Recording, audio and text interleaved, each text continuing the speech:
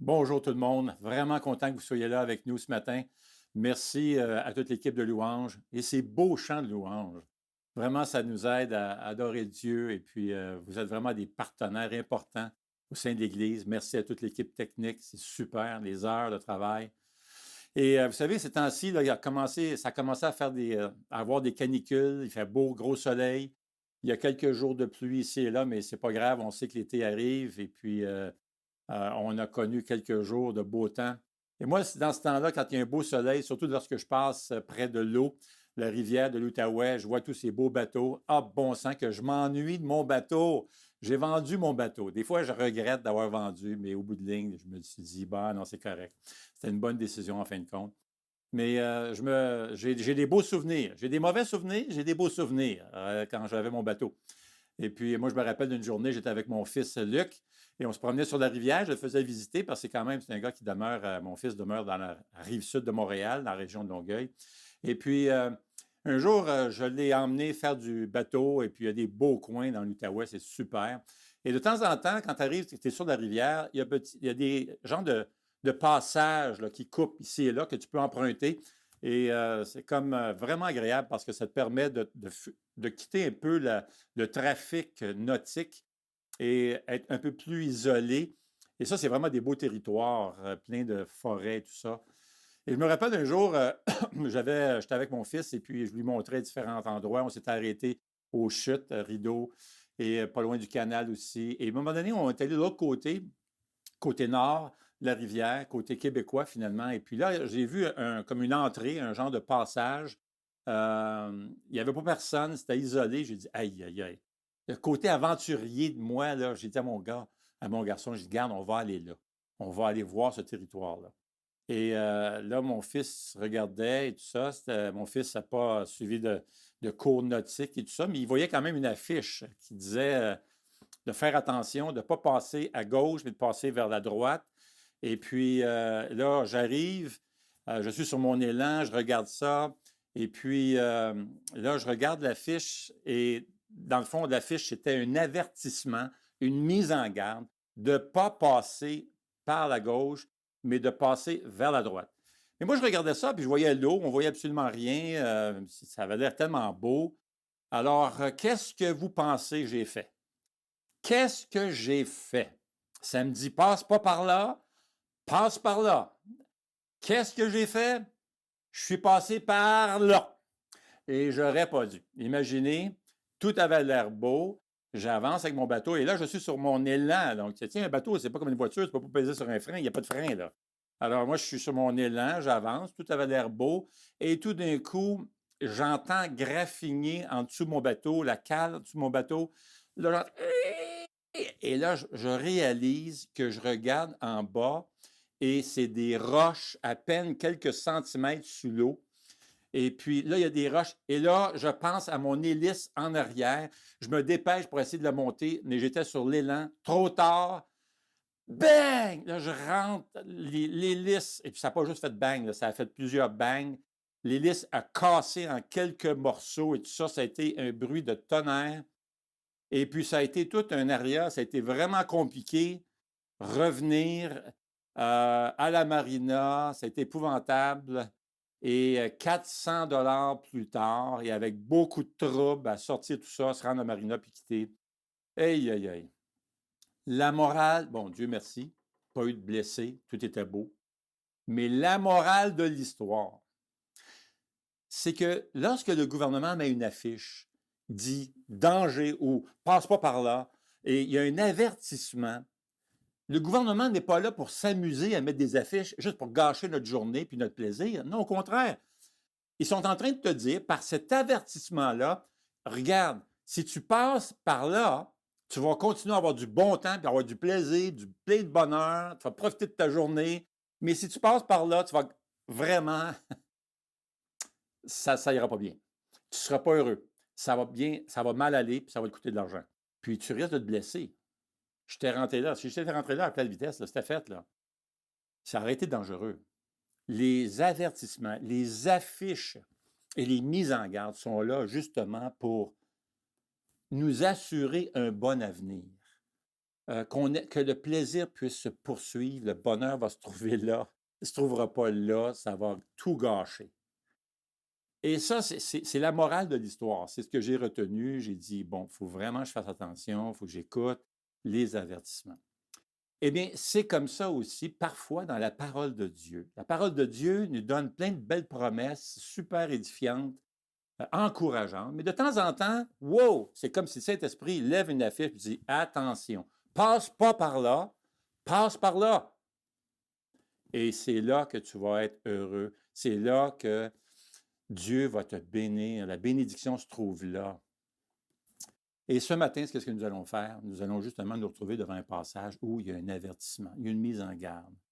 Et ça se trouve justement dans le livre aux Hébreux. Vous savez, le livre aux Hébreux, c'est un livre, on l'a vu depuis le début, il a pour thème « Jésus est meilleur ».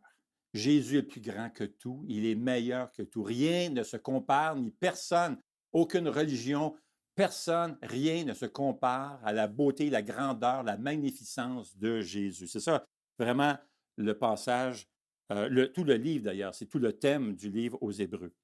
Alors, ce matin, j'aimerais qu'on regarde ça. Une affiche, une affiche qui nous vient de Dieu d'ailleurs, de Dieu lui-même. C'est un avertissement qui nous dit justement, voici la direction à suivre. C'est à cet endroit que tu dois aller, pas dans l'autre. Nous sommes en train de faire une série justement dans le livre aux Hébreux.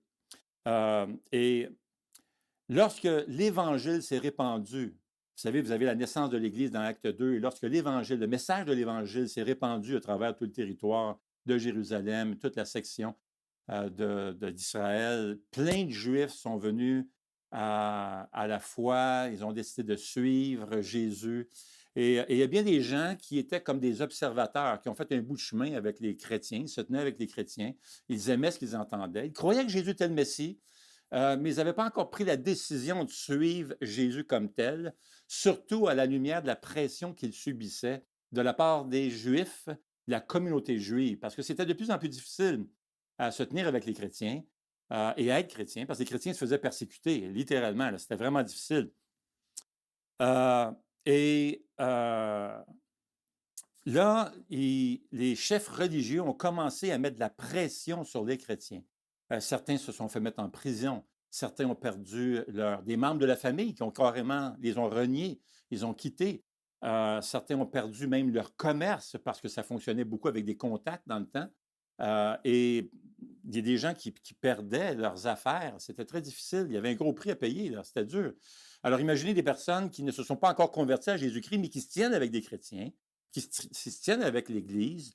Ils sont touchés par l'Évangile, ils aiment ça. Comme on en voit aussi parfois venir à l'Église, ils entendent des chants de louange, peut-être même quelques-uns se sont mis à pleurer. On voit ça dans nos églises. Des gens qui sont tellement touchés par la présence de Dieu, par des chants de louange, par le message de la parole de Dieu, sont vraiment vivement touchés. Et c'est Dieu qui les appelle à faire le pas de plus. Et c'est le message qu'on va voir en ce moment parce que vous avez ces Juifs qui avaient tendance, qui étaient en train de réfléchir et dire « Wow, c'est difficile, je vois les chrétiens se faire persécuter, et moi-même, je me tiens avec eux et je subis certaines pressions. » Et ces gens avaient une tendance à vouloir abandonner Jésus et ne pas faire le saut à la conversion, ne pas avancer, mais au contraire reculer et retourner à tous les rituels de l'Ancien Testament, alors que les rituels de l'Ancien Testament, toutes les lois de l'Ancien Testament, le temple, le sabbat, les observations et tout ça, avaient pour but de pointer vers la venue du Messie. Et lorsque Jésus est venu, il est venu accomplir toute la loi. C'est pour ça que si dans l'Ancien Testament, on offrait des sacrifices d'animaux pour avoir le pardon de nos péchés, et tout le système lévitique qu'on avait, lorsque Jésus était sur la croix et qu'il s'est offert en sacrifice sur la croix, là, il a dit avant de mourir, « C'est accompli, c'est fait. » Le sacrifice est accompli, accepté par Dieu, et le sacrifice de Jésus était complet, suffisant pour pardonner tous nos péchés. Il n'était plus donc nécessaire de retourner à tout l'Ancien Testament, à l'observation de tout ça et tous les rituels, le système religieux avec des souverains sacrificateurs et tout ça. C'était plus nécessaire parce que Jésus est le chemin, il est la vérité, il est la vie, tout se trouve en lui. Il est meilleur que tout. Et voilà que ces Juifs avaient tendance à vouloir retourner en arrière, retourner à ces rituels. Alors l'auteur va dire, non, non, non, c'est ridicule. En agissant comme ça, les Juifs agissaient comme ils n'avaient rien compris au beau message de l'Évangile. Ils étaient comme des bébés qu'on doit nourrir encore au lait, alors qu'ils devraient être rendus beaucoup plus loin, matures même, dans leur cheminement spirituel. Ils n'ont même pas encore compris que Jésus est la source du salut. Il est le sacrifice parfait. Il est la source de la croissance spirituelle. La maturité spirituelle, c'est de venir à Jésus et de commencer à le suivre, lui. Et ça, c'est le message qu'on va voir aujourd'hui. C'est un avertissement que l'auteur va donner dans le passage qui va suivre. Il est donc question ici de maturité spirituelle. C'est le thème de ce passage qu'on va lire. En fait, le message qu'on va retrouver dans ce passage est celui-ci. Ne retourne pas en arrière, mais avance plutôt dans la bonne direction. Fais un pas en avant, et c'est ça la maturité spirituelle. Tu vas progresser à faire un pas en avant. Pour les Juifs qui suivaient les chrétiens, leur premier pas était de se convertir à Jésus-Christ, faire ce pas-là de foi et venir à Jésus pour naître de nouveau. Et ensuite, il y a cette croissance spirituelle. Alors, il est question ici de maturation, de maturité spirituelle. Alors, moi, je vous invite à tourner avec moi dans Hébreux chapitre 5, si vous avez votre Bible avec vous, que ce soit sur papier ou électronique. Hébreux chapitre 5, et on va commencer la lecture au verset 11. D'accord? Alors, Hébreux 5, verset 11. Nous avons beaucoup à dire à ce sujet, dit l'auteur, et des choses difficiles à expliquer parce que vous êtes devenus lents à comprendre. Alors que vous devriez, avec le temps, être des enseignants, vous en êtes au point d'avoir besoin qu'on vous enseigne les éléments de base de la révélation de Dieu. Vous en êtes arrivé à avoir besoin de lait et non d'une nourriture solide. Or, celui qui en est au lait est inexpérimenté dans la parole de justice, car il est un petit enfant. Mais la nourriture solide est pour les adultes, pour ceux qui, en raison de leur expérience, ont le jugement exercé à discerner entre le bien et le mal. Et on va arrêter notre lecture juste ici pour le moment. On va continuer plus loin au chapitre 6, mais on va passer du temps au chapitre 6 plus tard. Arrêtons-nous juste ici, ça va nous aider à mieux comprendre ce qui se passe. Alors, il est question ici de maturité spirituelle. Alors, l'auteur va nous présenter 5 approches à prendre pour acquérir de la maturité spirituelle. Et ça commence où? Ça commence avec Jésus. Ça commence là. On a besoin de comprendre d'abord et avant tout que la maturité spirituelle se trouve d'abord et avant tout en Jésus-Christ. Ça prend une relation avec Dieu. Il faut venir à Jésus-Christ, reconnaître qu'il est allé à la croix pour mes péchés, venir à lui et me convertir à Jésus-Christ. C'est là que ça commence, le parcours, le cheminement vers la maturité spirituelle. L'auteur va dire au verset 11, « Nous avons beaucoup à dire à ce sujet. » À quel sujet? Bien, il fait référence à ce qu'il vient de parler, à ce dont il vient de parler, et c'est ce fameux Melchisédek au verset 10. L'auteur s'apprêtait en tout cas à comparer le ministère de Jésus avec celui de Melchisédek. Alors, le livre aux Hébreux nous rappelle que Jésus est venu pour nous réconcilier avec Dieu. Mais voilà que l'auteur sent qu'il doit donner un avertissement très sérieux. Alors, il va faire un détour du thème qu'il développait jusqu'ici, qu'il a développé depuis le début, et il va reprendre ce thème-là plus loin, rendu au chapitre 10 d'ailleurs, sur la prêtrise de Jésus. Le chapitre 5, dans lequel nous sommes entrés, est comme un détour. Là. Il va faire un détour ici, une parenthèse. Alors, on a regardé Melchisédek la dernière fois ensemble, et on va y revenir évidemment plus tard parce que c'est ce que l'auteur va faire. Mais on va s'arrêter ici, et parce que l'auteur dit, en fait, je ne peux pas continuer sur ce même thème, à développer ce thème-là, vous n'êtes pas prêt à le recevoir, je ne peux pas continuer, car vous n'avez même pas compris encore la base. Alors, verset 11 dit, nous avons beaucoup à dire à ce sujet, c'est-à-dire sur la façon dont Melchisédek préfigure Jésus. C'est un type de Jésus de l'Ancien Testament. Mais c'est difficile à expliquer, dit l'auteur, parce que vous êtes devenus lents à comprendre. Maintenant, on ne parle pas aussi du niveau intellectuel. Ce n'est pas une insulte que vous n'êtes pas assez intelligent. Ce n'est pas ça qu'il est en train de dire ici. Il est en train de parler à ces personnes qui se laissent influencer par la pression autour et qui veulent tout abandonner, lancer la serviette, pas se convertir et retourner au judaïsme. D'accord? Vous êtes devenus lents à comprendre. C'est la seule place dans le Nouveau Testament où on va retrouver ce mot, mais ce que ça veut dire essentiellement, c'est que vous êtes rendus apathiques, nonchalants. Vous ne voulez pas poursuivre, aller plus loin, avancer. Vous voulez au contraire reculer. Alors, vous êtes rendu comme, le terme ici, c'est endormi. Vous ne réalisez pas l'impact de cette décision-là de tout abandonner. D'ailleurs, il va en parler de l'impact au chapitre 6. Alors, l'auteur va continuer au verset 12, et voici ce qu'il dit. Il dit, alors que vous devriez, avec le temps, être des enseignants, vous en êtes au point d'avoir besoin qu'on vous enseigne les éléments de base de la révélation de Dieu. Vous en êtes arrivé à avoir besoin du lait et non d'une nourriture solide. L'expression dans l'original pour les éléments de base, et littéralement, ce que ça veut dire, dans le fond, c'est l'ABC. Et ça représente l'ancienne alliance dans l'Ancien Testament et tout ça, les rituels, les observations, sabbat, temple et tout ça. Mais tout ça se réalise parfaitement en Jésus. Mais dans l'Ancien Testament, tout ça pointait, toutes les lois et tout ça pointait vers celui qui devait venir, qui était Jésus-Christ. Et c'est pour ça que Jésus est venu pour accomplir la loi. Alors, s'éloigner de Jésus et retourner au judaïsme, retourner à mon ancienne vie et à tous ces rituels, dit l'auteur, à votre ancienne religion, c'est retourner à la base, surtout les Juifs ici, retourner à la base de l'Ancien Testament qui pointait vers Jésus. Jésus est tout l'accomplissement, et l'accomplissement complet et parfait de l'Ancien Testament. Verset 13 dit, « Or, celui qui en est au lait est inexpérimenté dans la parole de justice. » Et là, ça parle d'une doctrine ici, mais en même temps de la pratique. Tu as les deux éléments ici.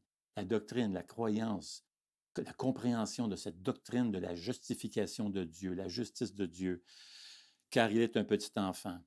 Alors, l'immaturité spirituelle est celui qui ne comprend pas, et dans leur cas, c'est ne réalise pas par leur endurcissement, leur préoccupation de ne pas vouloir subir cette pression-là, à vouloir tout abandonner, tout jeter. L'immaturité spirituelle est celui qui ne comprend pas et ne veut pas comprendre, ne veut pas aller plus loin, en fait, ne comprend pas encore la parole de justice. Alors, la parole de justice fait référence à toute la doctrine du salut, la justification de Dieu par la foi. Ça fait référence à la justice de Dieu qui est imputée, transférée sur le pécheur qui se convertit à Jésus, qui place sa foi en Jésus-Christ. Romains 3, 22 va dire, c'est la justice de Dieu par la foi en Jésus-Christ pour tous ceux qui croient. Alors, nous sommes pardonnés, complètement justifiés, non pas par l'observation des œuvres ou même des bonnes œuvres, en faisant un tas de bonnes œuvres, de bonnes actions et tout ça. Nous sommes justifiés devant Dieu, non pas en suivant tous les rituels de l'Ancien Testament. Nous sommes justifiés, réconciliés avec Dieu, pardonnés, lavés de tout péché en plaçant notre foi en Jésus. C'est ça la doctrine de la justice, la parole de justice.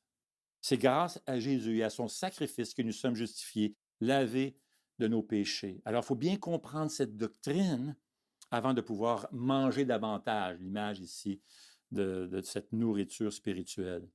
Alors, pour ces personnes qui voulaient abandonner Jésus, ils n'avaient pas saisi que tout se trouve en Jésus. Ils ne trouveront pas la vérité ailleurs. Plusieurs quittaient Jésus lors de son ministère, et des gens quittaient, puis tout ça, n'aimaient pas son message. Alors Jésus s'est tourné à ses disciples et leur a demandé, « Puis vous autres, allez-vous me quitter? » Et Pierre a mis le doigt en plein sur ça. Il dit, sur le point essentiel, il dit, « Écoute, Jésus, pourquoi on te quitterait? Tu as les paroles de la vie éternelle. Tu as la vérité. Pourquoi on irait ailleurs? Jésus est tout, c'est le chemin. » Et Jésus l'a dit, il dit, je suis le chemin, la vérité et la vie. Nul ne va à Dieu, nul ne vient au Père que par moi, dit Jésus. Alors, c'est le thème d'ailleurs de tout le livre aux Hébreux, Jésus est meilleur que tout. Jésus est meilleur que Moïse. Le livre a commencé en soulignant la supériorité de Jésus. D'ailleurs, le mot meilleur va revenir plus de 13 fois dans le livre aux Hébreux, alors qu'il se trouve 19 fois dans tout le Nouveau Testament. Et il dit, Jésus est meilleur que Moïse, il est meilleur que les anges, meilleur que les souverains sacrificateurs, meilleur, il est plus grand, il est supérieur à. Rien ni personne ne lui ressemble. Il n'y a personne d'égal à lui. Personne n'est meilleur que Jésus. On ne peut pas se tromper. Quand tu viens à Jésus, celui qui vient à Jésus, là, il ne se trompe pas. Il est en effet le chemin, il est la vérité. Alors nous voyons la grandeur de Jésus tout au long du livre aux Hébreux. Jésus est le meilleur et il est tout ce dont nous avons besoin pour avoir une relation avec Dieu, afin d'être réconciliés avec Dieu. Mais il y a un autre thème qui va se dégager de ce livre et qui va revenir quelquefois. C'est cette exhortation qui dit « Ne t'éloigne pas, n'abandonne pas, ne t'en vas pas, ne perds pas ce que tu as en te détournant de Jésus. Ne manquez pas tout ce que Dieu a pour vous. » C'est ça que le message nous livre à travers le livre aux Hébreux. Ne faites pas la même gaffe que les enfants d'Israël ont fait dans l'Ancien Testament, qui ne se sont jamais rendus finalement à la terre promise. On a vu ça dernièrement, le passage, dans les chapitres précédents. Chapitre 3, chapitre 4, ici. Ne faites pas la même gaffe. Ne faites pas marche arrière, au contraire, avance. Fais un pas de plus. Viens à Jésus et marche avec lui. Sinon, retourner en arrière, abandonner Jésus, c'est tout perdre. Et là, l'auteur va donner un avertissement au chapitre 6 à ces personnes qui ne se sont pas encore converties, qui ont fait un bout de chemin, qui ont été touchées par le Saint-Esprit, parce que Dieu les appelle. J'en vois des gens qui viennent à l'Église, qui sont touchés par les chants et tout ça, ils vont pleurer, vraiment saisis, touchés par le Saint-Esprit. Dieu les appelle, viens à moi. Et voilà qu'ils vont simplement quitter, puis on ne les revoit plus jamais. Ici, c'est encore pire. Alors, tu as des Juifs, bien, ça ne peut pas être pire, mais tu as des Juifs qui ont fait un bout de chemin et qui ont tout le bagage de l'Ancien Testament qui pointe vers Jésus. Donc, ils ont tout un bagage que bien des gens ici n'ont pas. Mais on peut penser parfois à nos enfants, et ça nous inquiète. Des fois, on peut avoir des enfants ou un parent qui ont été élevés, même peut-être des enfants qui ont été élevés dans une famille chrétienne, donc ils connaissent, ils ont été dans l'école du dimanche, le TEE, le temps d'enseignement des enfants et tout ça. Ils ont eu des enseignements de la Bible, tout ça, depuis qu'ils sont jeunes, et à l'âge de 18, 19, 20, 21, ils abandonnent tout. Alors, ils ont un beau bagage, mais là, voilà qu'ils font la décision pour des plaisirs du monde ou d'autres choses. Ils abandonnent tout. Eh bien, ils ne se sont pas encore convertis. Certains oui, certains non. Mais, et seul Dieu connaît les cœurs. Ce n'est pas à nous de juger. Mais Hébreux 6 parle justement à ces Juifs qui veulent tout abandonner. Ils ne sont pas encore convertis, mais ils sont rendus convaincus que Jésus est le Messie, par exemple. Ils savent que Jésus, c'est le Messie. Mais à cause de la pression, ils veulent quitter. Alors, Hébreux 6, on va lire ce passage, verset 1, jusqu'au verset 6. On n'ira pas plus loin. Alors, Hébreux 6, 1, c'est pourquoi, laissant les bases de l'enseignement relatif au Messie, alors ça, c'est tout l'Ancien Testament qui pointait vers Jésus. Alors, c'est pourquoi, laissant les bases de l'enseignement relatif au Messie, tendons vers la maturité. Alors, fais le saut. Viens Jésus. C'est ça, un signe de maturité spirituelle, c'est d'avancer dans ta foi. Tendons vers la maturité sans avoir à reposer le fondement du renoncement aux œuvres mortes. C'est-à-dire l'Ancien Testament, ça ne pouvait pas te sauver. Observer toute la loi de l'Ancien Testament, ça ne te sauvera pas, ça. C'est Jésus qui va te sauver. De la foi en Dieu, c'est enseigné dans l'Ancien Testament. De l'enseignement concernant les baptêmes, ça faisait allusion à tous les baptêmes au pluriel, ça fait allusion à tous ces baptêmes que les Juifs devaient prendre et suivre, comme le souverain sacrificateur, ils devaient prendre un bain de purification et tout ça. Et l'imposition des mains, ça fait référence au souverain sacrificateur dans l'Ancien Testament qui mettait sa main sur la tête de l'animal pour transférer, qu'il y ait un transfert de ses péchés, le péché du peuple, sur l'animal. Alors, l'imposition des mains, de la résurrection des morts et du jugement éternel. C'est des enseignements qu'il y avait dans l'Ancien Testament. C'est ce que nous ferons si Dieu le permet. En effet, ceux qui ont été une fois éclairés, qui ont goûté au don céleste, qui ont eu part au Saint-Esprit, qui ont goûté à la bonne parole de Dieu et aux puissances du monde à venir, et qui pourtant sont tombés, il est impossible de les amener une nouvelle fois à changer d'attitude, c'est-à-dire à les amener à la repentance, puisqu'ils crucifient de nouveau pour eux-mêmes le Fils de Dieu et le déshonorent publiquement. Depuis le début, l'auteur montre à quel point Jésus est supérieur à tout le judaïsme, à tous ses rituels. Jésus est meilleur.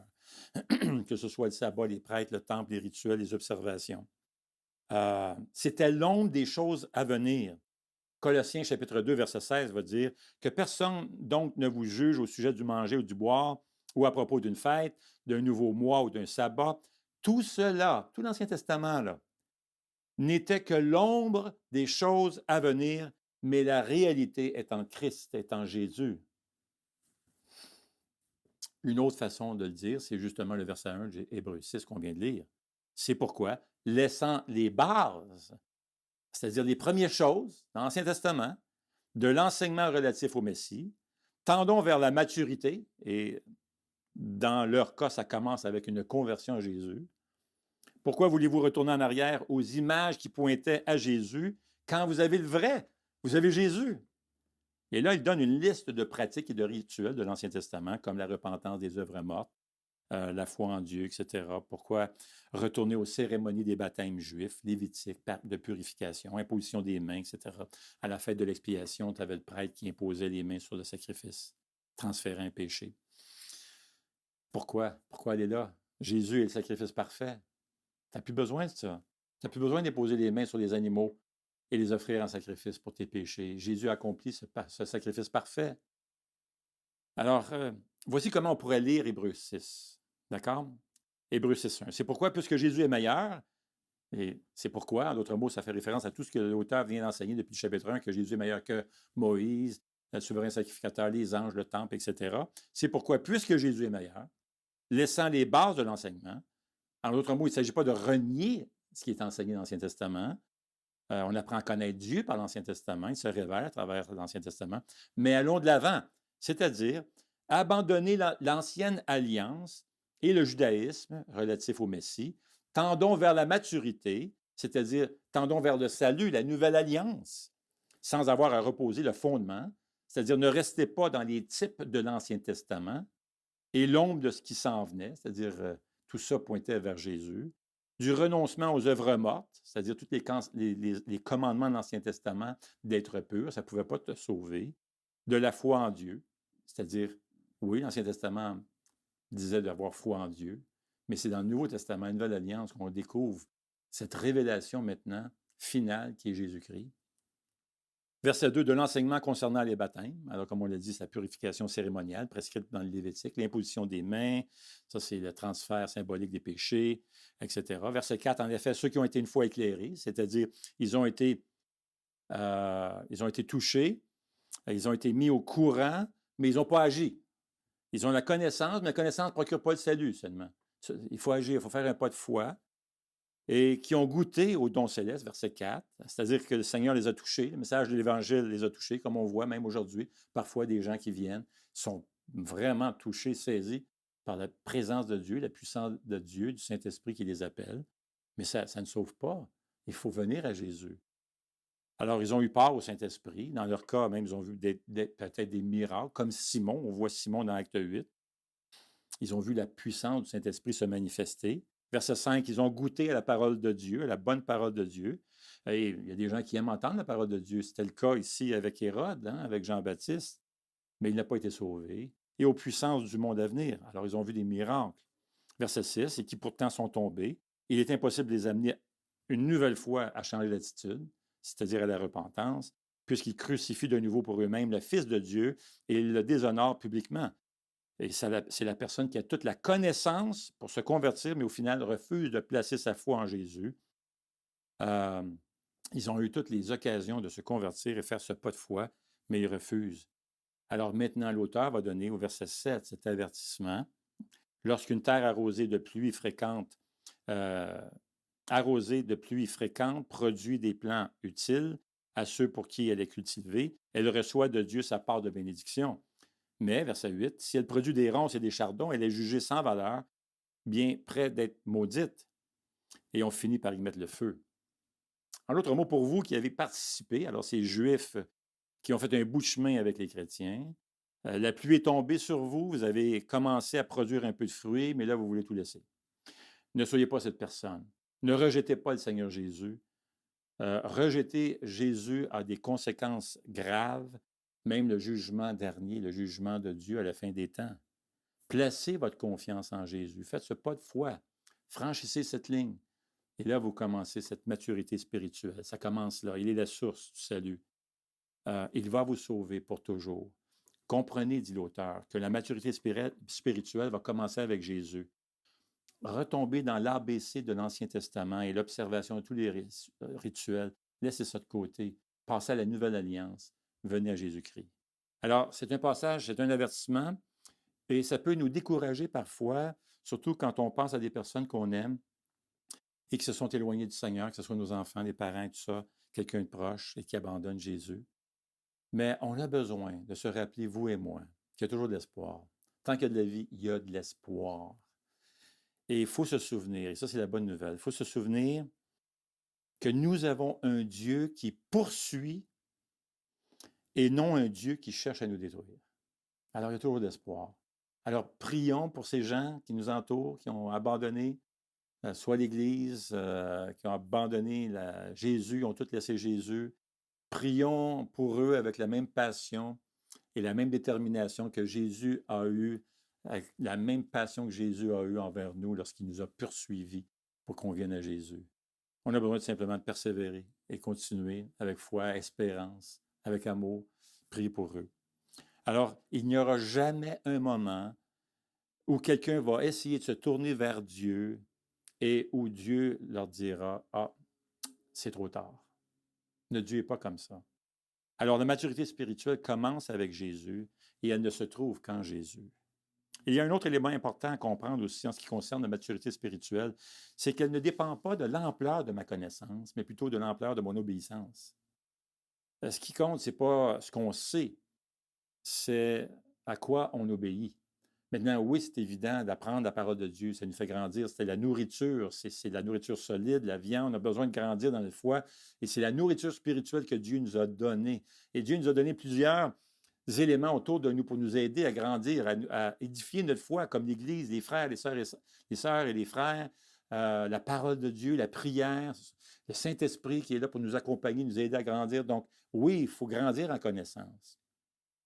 Mais la maturité spirituelle ne se mesure pas en fonction du pourcentage que je connais, mais en pourcentage de ce que j'obéis.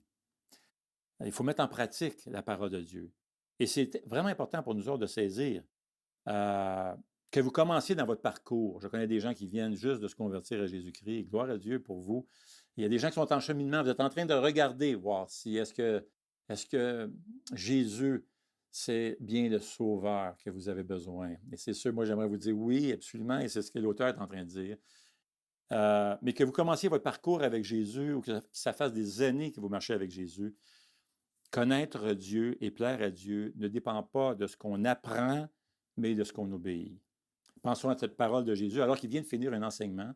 Et voici ce qu'il va dire. Après cet enseignement qu'il vient de livrer, il va dire dans Jean 13, 17, « Maintenant, vous savez cela, vous serez heureux si vous le mettez en pratique. » Alors, Jésus n'a pas dit, « Hey, maintenant que tu connais ces choses, là, t'es vraiment cool. Wow, t'es hot, là. Hey, tu connais ça, là. Wow! » Non, il dit, « Tu vas être cool si tu mets ça en pratique. » Je pense aussi à Jean 14, 15 qui dit, « Si vous m'aimez, gardez mes commandements. » Alors, une autre approche qui va nous conduire vers la maturité spirituelle, c'est commence à obéir ce que tu sais. Déjà. D'accord? Ça ressemble un peu à celui qu'on vient de voir, mais c'est de commencer à obéir ce que je sais déjà. J'apprends quelque chose, j'apprends une chose, je la mets en pratique. J'apprends une autre chose, je la mets en pratique. Alors, si tu es parent, tu comprends qu'il y a des phases de développement chez l'enfant. On ne s'attend pas qu'un enfant, mettons, qui fait des bêtises à l'âge de 5 ans, on ne s'attend pas qu'il agisse comme un adulte de 30 ans. On comprend ça, qu'il y a des phases dans la maturation, dans la maturité. On comprend ça. Mais si ton gars de 30 ans agit comme un ado ou un jeune de 6 ans, 7 ans, ça, c'est dramatique. C'est pas vraiment pas agréable. Là. Mais si ton enfant de 5 ans fait des bêtises, tu vas l'enseigner, tu vas lui montrer, tu profites de ces occasions-là où il fait ses bêtises pour lui montrer, regarde. Et ça fait partie, ça, de la croissance, de la maturation. Et c'est pareil avec notre marche avec Jésus. Il existe un âge de maturité. On ne parle pas ici de chronologie, on parle d'un âge approprié dans la marche avec Jésus. Et la maturité spirituelle commence dès l'instant que tu commences ta marche spirituelle à obéir le Seigneur. Ta maturité spirituelle commence quand tu mets en pratique ce que tu apprends. C'est ça la maturation. Il y a un beau passage dans Proverbe qui dit ceci dans chapitre 4, verset 18. Le sentier des justes ressemble à la lumière de l'aube. Son éclat grandit au milieu du jour. Alors, c'est comme le soleil qui se lève, il devient de plus en plus brillant, éclatant, il rayonne de plus en plus jusqu'à temps que tu arrives à midi. D'ailleurs, quand tu regardes dans AccuWeather, on m'a recommandé cette application-là, c'est un peu plus juste, semble-t-il, et effectivement, c'est pas mal intéressant. Et ça me disait l'autre jour, à midi, le UV, l'indice UV 10, à midi, c'était fort. Mais alors que le matin, vers 8 heures, 6 heures, 7 heures, c'était comme 2, ça montait à 4, puis ça montait de plus en plus jusqu'à midi. On comprend ça. Et ce verset-là est en train de dire ça. C'est le principe du dimmer switch. Vous connaissez en bon latin, un dimmer avec la lumière, là, le terme, je viens de l'apprendre, gradateur d'intensité de lumière. Je ne sais pas si j'allais à Rona, si je disais j'aimerais avoir un gradateur, si ça vrai, c'est peut-être que oui, ils sont habitués, mais en tout cas, moi, je ne connaissais pas ça. Gradateur d'intensité de lumière. Eh bien, vous comprenez le principe. Un dimmer. Dites-le pas à personne, c'est un terme anglais. Un dimmer. On prend ça, c'est un interrupteur, tu lèves, la lumière de plus en plus brille, la lumière est de plus en plus forte dans la pièce. Alors, c'est le principe. J'obéis ce que j'ai, je ne reçois plus de lumière. Je désobéis ce que j'ai, je reçois moins de lumière. C'est ce qui préoccupe notre Seigneur, est de voir ses enfants obéir ce qu'ils savent. Que tu sois un nouveau chrétien ou un chrétien qui marche avec Jésus depuis plusieurs années, l'important est de mettre en pratique ce que tu sais. Quelqu'un qui vient juste de commencer sa marche sur Jésus et qui obéit à 90% ce qu'il sait est mieux, dans le fond, qu'un gars comme moi, hein, qui obéit à 60% de ce que je sais. Alors, ça n'a pas rapport avec l'âge, ça n'a pas rapport avec l'ampleur de ma connaissance, ça a rapport avec qu'est-ce que je mets en pratique de ce que je sais. La maturité spirituelle commence simplement en obéissant à ce qu'on sait. Et c'est ce qui est si encourageant avec la vie chrétienne, indépendamment où tu es rendu dans ta marche avec Jésus, à mesure que tu mets en pratique la parole de Dieu, la lumière va briller de plus en plus. C'est ça qui est magnifique.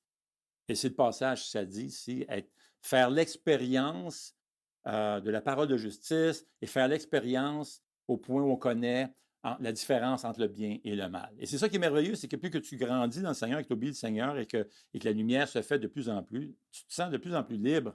Moi, ça a été le contraire. En fait, c'est ce que les gens pensent. Les gens pensent, tu sais, tu es là-dedans, dans cette religion-là, puis écoute, ça va te défendre, tu ne seras pas heureux, ça va t'empêcher de faire un paquet d'affaires. Absolument pas. C'est le contraire. C'est que plus que je mets en pratique la parole de Dieu, je découvre la vraie liberté. D'ailleurs, quelqu'un a vraiment bien expliqué c'est quoi la liberté.